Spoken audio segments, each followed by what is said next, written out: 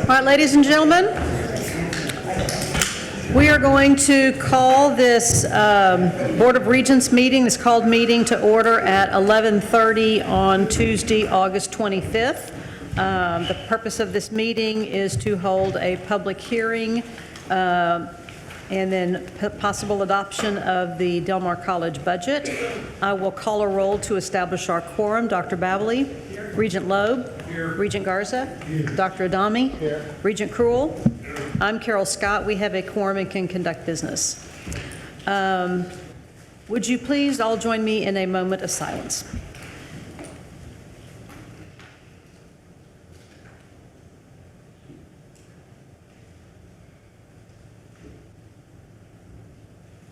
Thank you. Regent Cruel, would you lead us in our Pledge of Allegiance, please?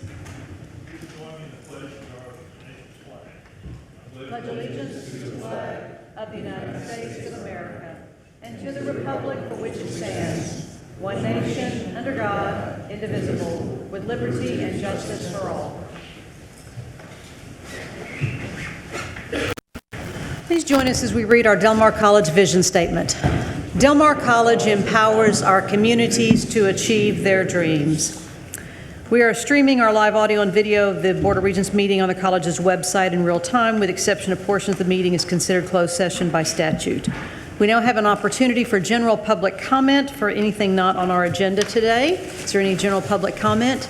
Seeing none, we will move on. We have two items today.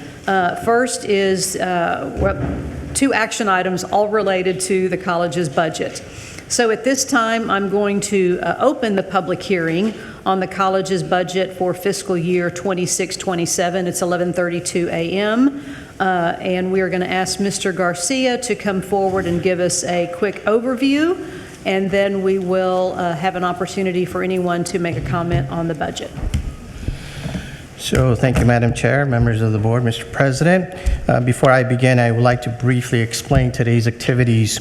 Today's meeting includes several actions related to the college's fiscal year 2026-2027 budget and property tax process, including the adoption of the operating budget, debt service budget, property taxes, tax levy, and property tax exemptions. State law requires separate public hearings on the proposed budget and proposed property tax rates before a board may consider these items for approval. As a result, the board will hold 3 meetings today: a public hearing on the proposed budget, a public hearing on the proposed taxes, and a meeting considered the related board action items. We will now begin with the first of today's 3 meetings, the public hearing on the proposed fiscal year 2026-2027 budget. Over the past several months, the board has received budget updates and participated in a budget workshop to review the assumptions, revenues, expenditures, and priorities incorporated into the proposed budget. Since that time, administration has incorporated the board's feedback and recommendations into the proposed budget being presented today. I'll now turn it over to Ms. Jackie for a brief overview of the proposed budget.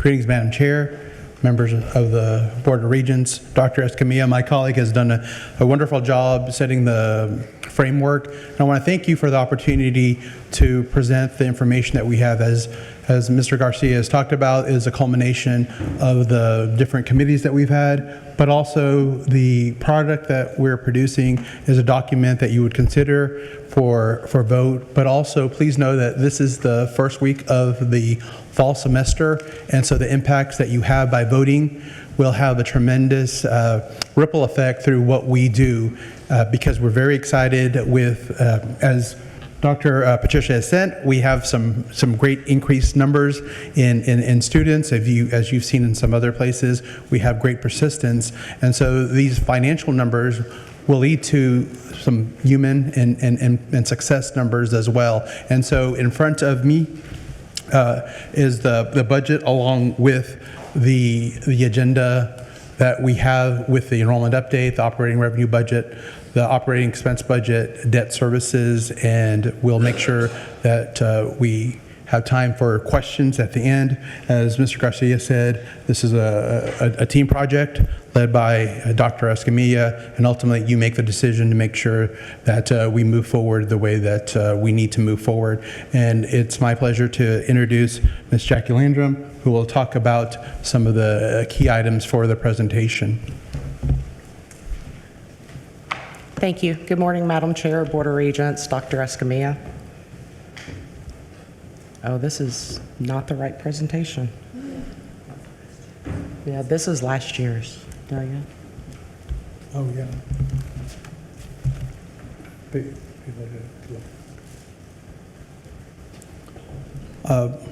We'll need a few minutes. Sorry. That's quite This all is right. this is That's all this is last year's presentation. I was not here, but I practiced this year's presentation, and it looked a little different. And we're updating the screen now. Yeah, just give us a second. Not a problem. We'll get the.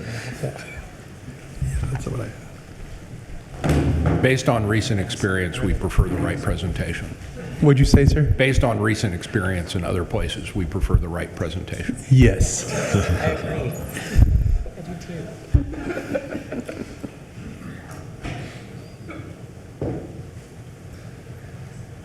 Just a quick minute. I'm sure Zach will.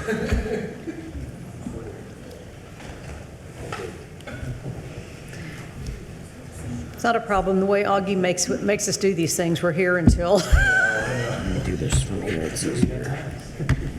I learned a valuable lesson today. Don't put a potato chip in your mouth before the time where we have a moment of silence and then announce the pledge, because there isn't a place to chew.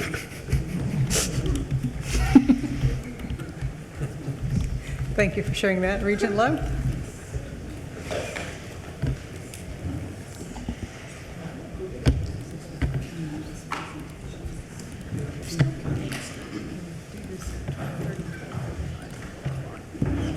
Stretch it out. Yeah.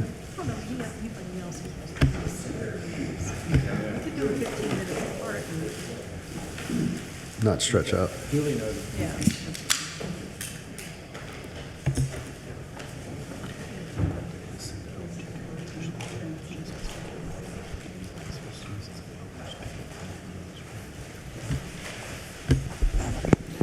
Oh. Okay. They're bringing it up right now. On behalf of the team, thank you for your patience. Once we get it on board, of course, we'll talk about some numbers, but the slide will be 8 slides, including the cover page and the question section. We're very efficient. No problem.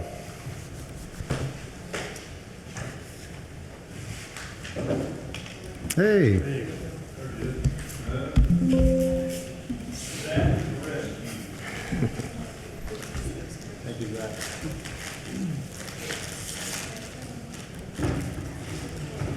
Exactly. Yeah.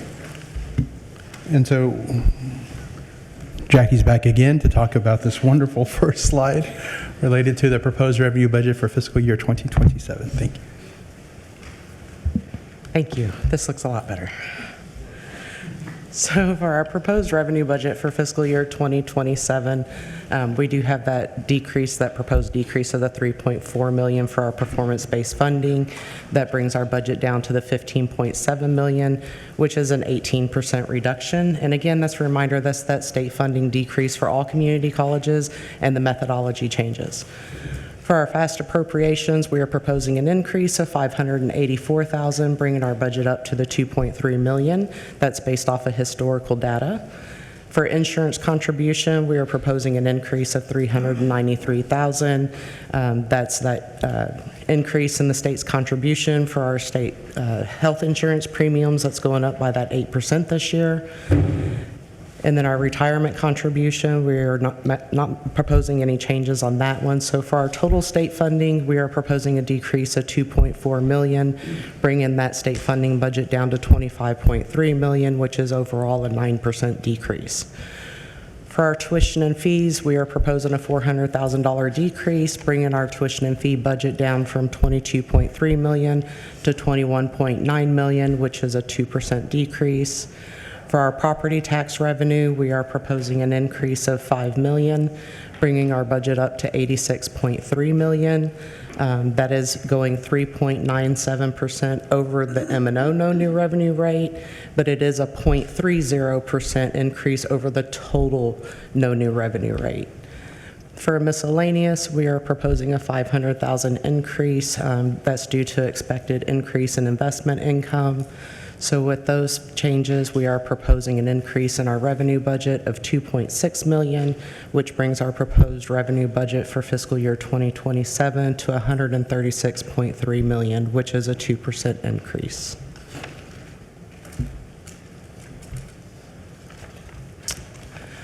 So for our proposed expense budget, on this slide, the only thing that's changed since our last meeting is just shifting between the categories on our salary and benefits. Up to our last meeting, we were using estimates for those proposed salary increases. Now that we've received the detail, we've allocated those increases to the department level, and then we updated our vacancy rate allocation one last time. It did shift some things around. So for our faculty salaries, we are proposing an increase of $1.9 million. That includes those proposed salary increases and then the overload alignment that we discussed at our last meeting. For exempt, we are proposing an increase of $643,000 and then a small decrease in our exempt salaries for instructional purposes of $110,000. For non-exempt salaries, we are proposing an increase of $769,000, and then for our non-exempt salaries that are instructional related, we are proposing a $10,000 increase. So with those proposed salary increases and those changes, we are estimating an increase of $647,000 for our benefits. So that brings our total salaries and benefits proposed budget for fiscal year 2027 to $99.3 million, which is a 4% increase. For our non-salary categories, we are still proposing the $1.2 million, and then with the $39,000 increase in our contingency to meet that 1.5% requirement by board policy, we are proposing an expense budget of $136.3 million, which is a 2% increase.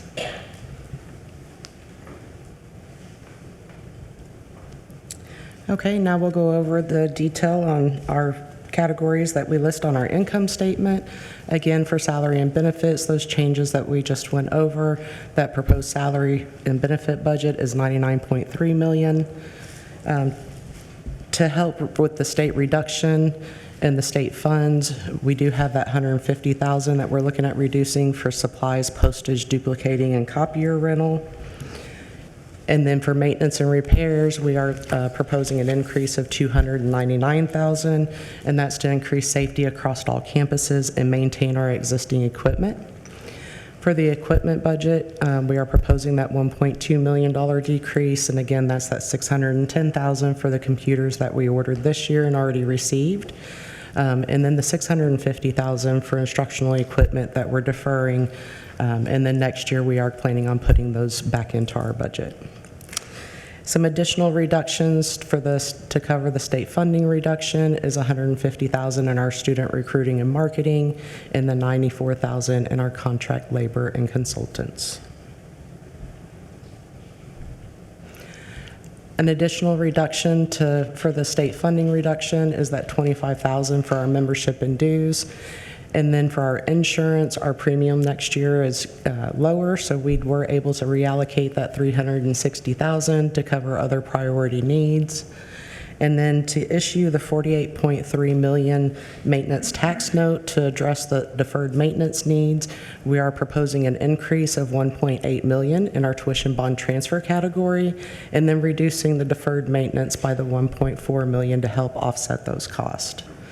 So with a $39,000 increase in our contingency, that brings our expense budget to that $136.3 million, which is that 2% increase.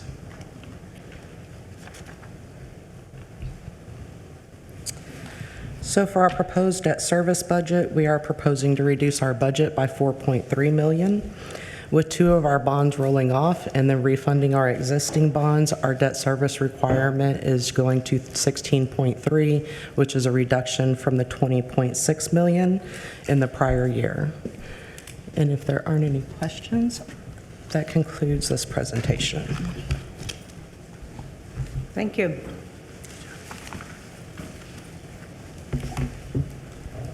All right, is there anyone here to make comment during our public hearing? Seeing none, the public hearing is closed at 11:45 a.m. And is there any other discussion or action related to the budget? We actually won't take formal action until the 3rd meeting of the day. So this was just to discuss any comments that might be received. Any questions or comments for staff? Seeing none, we will adjourn this meeting at 11:45 a.m.